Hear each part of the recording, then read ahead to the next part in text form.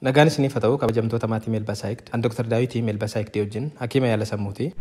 Sagantaa irraatiin wantoota fedhii dubartootaa hir'isan gurguddoo 5 fi furmaata isaa wajjin ilaalla. Dubartootni haga 130 ta'an hir'achuu fedhii walqunnamtii saalaatiin akka miidhaman bu'aalee qorannoo agarsiisa. Fedhii walqunnamtii saalaa isaanii hir'achuun yookaan wal caalmaan fedhii walqunnamtii saalaa gaa'ela keessattis ta'u hariiroo jaalalaa keessatti wal shakkuun akka jiraatu, waliigalteen akka hin jiraanne, akkasumas walirratti sagaagaluun akka inni jiraatu taasisuudhaan hariiroon jaalalaa sun yookaan gaa'elli sun gammachuu akka hin qabaanne taasisa. Kanaan gaa'elli sun yookaan hariiroon sun haga diigamuutti akka inni ga'u taasisuu danda'a. Fedhii walqunnamtii saalaa dubartootaas ta'ee kan dhiirotaa namatti garagara wal caala abbaa irratti hundaa'a jechuudha. Soo yoom walqunnamtii saalaa dubartii tokko gadi bu'e yookaan hin hir'ate jennare. Fedhii walqunnamtii saalaa dubartii tokko ni hir'ate yookaan gadi bu'aa jira jechuudhaaf deddeebiidhaan walitti aansaadhaan fedhii walqunnamtii saalaa see yoo dhabame abbaa warraa seetii wajjin walqunnamtii saalaa yookaan seeksii gochuuf gaafa dhiyaattu fedhii walqunnamtii saalaatti seetii kaka'u yoo dide walqunnamtii saalaa sanatti dantaa yoo dhabuu jalqabde akkasumas kanaan dura kan of beekturra dubartiin tokko fedhii walqunnamtii saalaatiif qabdu garmalee kan hir'ataa dhufe yoo ta'e akkuma beekamu umuriin gaafa dabalaa dhufu fedhii walqunnamtii saalaas hir'ataa dhufe. Hir'inni akkasii kun al tokkichatti garmalee kan hir'atu tun ta'in suuta kan hir'ataa deemudha. Yoo garuu dubartiin tokko fedhii walqunnamtii saalaa see garmalee al tokkoon hir'ataa kan dhufu yoo ta'e gaaffii kaasuun waanuma sirriidha jechuudha.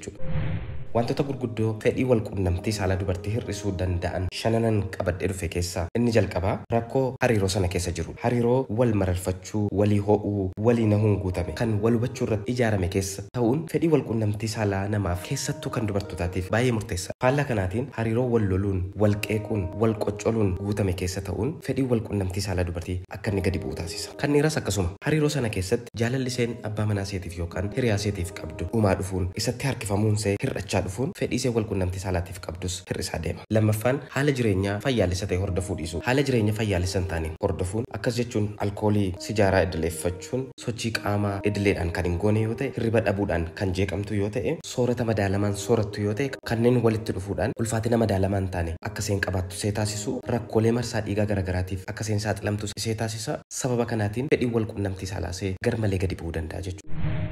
Rakkoo sadaffaan rakkoolee xiinsammuuti. Fedhii walqunnamtii saalaa dhala namaa walitti dhufeenya xiinsammuu fayyaa qaama keenyaa akkasumas hariiroo nuyi keessa jiru irratti hundaa'a. Kanaaf rakkooleen xiinsammuus fedhii walqunnamtii saalaa dubartii hir'isuu irratti gahee mataa isaanii qabu. Rakkoolee xiinsammuu fedhii walqunnamtii saalaa dubartii hir'isan keessaa inni jalqabaa yaaddoo yookaan dhiphina walqunnamtii saalaa raawwachuu qabaachuu. Dubartiin tokko waa'ee raawwii walqunnamtii saalaa ishee dandeettii nama wajjinii walqunnamtii saalaa gootu sana gammachiisuu qabaachuu dhiisuu garmalee yaaddofti yoo ta'e naannoo kanarratti ofitti amanamummaan qabdu yoo ta'e fedhii walqunnamtii saalaa see hir'achaa deema. Yooma fedhii walqunnamtii saalaa qabaatte illee carraa walqunnamtii saalaa sana keessatti hirmaachuu seetii kan gadi bu'ee ta'a. Inni lammataa seenaa miidhaa walqunnamtii saalaa wal qabate qabaachuu seeti. Dubartiin kanaan dura miidhaa walqunnamtii saalaa wal qabate kanneen akka gudeedamuu, ulfa umurii malee, ulfa fedhii malee qabaattee beektu kan irra ga'ee beeku waa'ee walqunnamtii saalaa yookaan fedhii walqunnamtii saalaa qabaachuu ni rakkata. Yoo waa'ee isaa yaaddes miira badaatu itti dhaga'amuu danda'a. Inni sadaffaan bifa yookaan qaama ofii qaanfatti yoo ta'e. Dubartiin bifa ishee yookaan qaama ishee keessaa tokkotti ofitti amanuu hin qabne kan itti qaanfatu yoo ta'e fedhii walqunnamtii saalaa ishee garmalee gadi bu'aa ta'a. Yoo fedhii walqunnamtii saalaa qabaattes carraan raawwachuu seetii kan gadi bu'ee ta'a.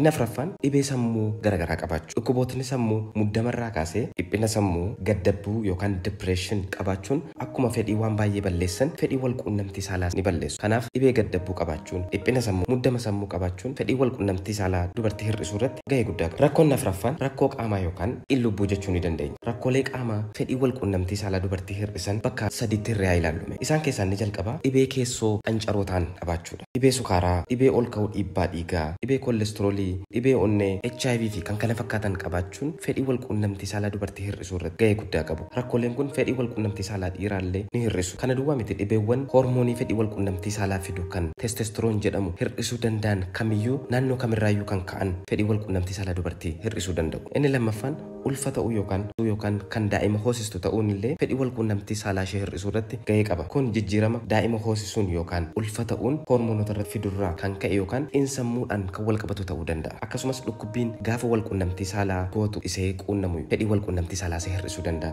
Isa kana bakka sadiitti qoonnee ilaaluu dandeenya. Inni jalqabaa gaafa fedhii walqunnamtii saalaa gootu fedhii ishee fixachuu dadhabuun ituu fedhii ishee fixatiin yeroo dheeraadhaaf turuun walqunnamtiin saalaa sun dhohannaa qaama isheetti akka dhageessisu wal riguun qaama saalaa lammanii dhukkubbiin akkasitti dhaga'amu taasisuudhaan fedhii walqunnamtii saalaa bor kan hir'ate taasisuu danda'a. Kan biraan garmalee kottoonfachuu qaama saalaa dubartii yookaan vaginismus kan jedhamudha. Kunis fedhii walqunnamtii saalaa dubartii hir'isuu danda'a. Akkasumas qaamni saalaa dubartii jiidhina walqunnamtii saalaatiif barbaachisu dhabuunsaa, gogiinsi dhufuunsaa kun umuriidhaan ta'uu danda'a yoo fedhii dubartiin walqunnamtii saalaatiif qabu hir'isuu danda'a. Shanaffaan qorichoota garagaraati. Qorichootni wal'aansa dhibee birootiif kennaman keessattuu kan yeroo dheeraadhaaf fudhataman fedhii walqunnamtii saalaa dubartii ta'ee kan dhiiraa hir'isuu irratti gahee guddaa taphatu. Gareewwan qorichootaa kan fedhii walqunnamtii saalaa dubartii hir'isan keessaa muraasni tokkoffaan qorichoota dhibee ol ka'uu dhiibbaa dhiigaatiif fudhataman, akkasumas qorichoota dhibee gaggabdoo fi dhibee narvii birootiif fudhataman, qorichoota dhukkuba sammuu kanneen akka dhiphuu fi gaddabuu yaaluuf fudhataman, antidepressant, anxilootics qorichoota nuyi jennuun jechuudha. Akkasumas qorichootni qusannoo maatiitiif ulfa hir'isuudhaaf fudhataman fedhii walqunnamtii saalaa dubartii hir'isuu danda'u. Kan biraan qorichoota wal'aansa asmiitiif akkasumas kaansarii garagaraatiif keemooteraappii garagaraa jechuudha fedhii walqunnamtii saalaa dubartii hir'isuu danda'u. Dhumarratti furmaata isaa ilaallume fedhii walqunnamtii saalaa dubartii hir'achuun wal caalmaan fedhii walqunnamtii saalaa abbaa manaa fi haadha warraa gidduu jiraachuun hariiroo jaalalaa sanaaf, hariiroo gaa'elaa sanaaf rakkoo guddaa, danqaa guddaa gaa'ela sana haga diigamuutti geessisuu danda'a. Kanaaf rakkoon kun jiraannaan furuudhaaf irratti hojjechuun furmaata barbaaduudhaaf aaruun waan filannoo qabu miti. Rakkoo kanaaf wantoota nuyi gochuu dandeenyu keessaa inni jalqaba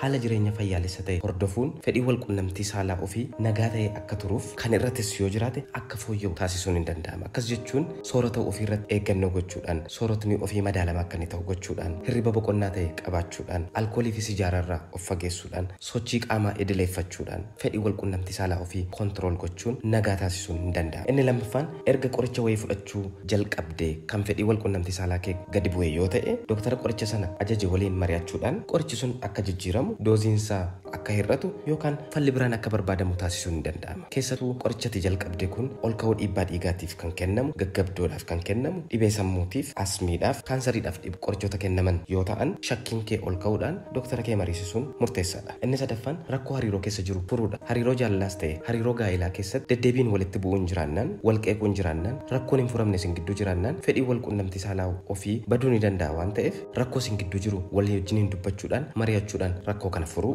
isin gidduutti furamuu kan hin dandeenye ta'e ogeessa mariisisuudhaan furuu ni danda'ama. Inni arfaffaan mana yaalaa dhaquudhaan qoratamanii rakkoo ofii baranii wallaanamuudha. Hir'achuun fedhii walqunnamtii saalaa kee wantoota armaan olitti kaafne yaaluudhaan kan hin furamne yoo ta'e fedhii walqunnamtii saalaa kee hir'achaa deema yoo ta'e gara mana yaalaa deemuun qoratamtee wal'aansa argachuun barbaachisaadha. Rakkooleen kun rakkoolee xiinsammuus ta'uu danda'u, rakkoolee qaama keessaas ta'uu danda'u. Akka barbaachisummaa isaatiitti wal'aansa argachuun baay'ee barbaachisaa ta'a jechuudha. Egaa waan dhaggeeffattaniif galatoomaa nagaan tura.